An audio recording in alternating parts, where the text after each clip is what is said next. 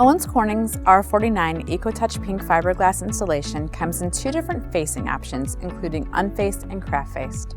The main application is wood-framed attics. R-49 recovers to 14 inches in thickness to fill joists and allow the insulation to cover the tops of the joists to reduce thermal shorting through the joists. R-49 comes in widths of 16 and 24 inches with a length of 48 inches.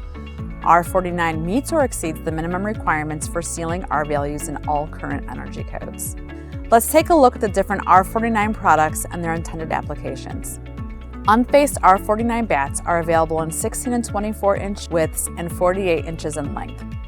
Craft-faced R-49 bats are stocked items with a 3-day lead time and are available in 16 and 24 inch widths and 48 inches in length. Craft facing should be used in areas requiring a Class 2 vapor retarder. Here are a few reasons that Owens Corning EcoTouch Pink Fiberglass is rated as the #1 brand builders trust for insulation. It's independently certified by a third party to verify the insulating power, or R value.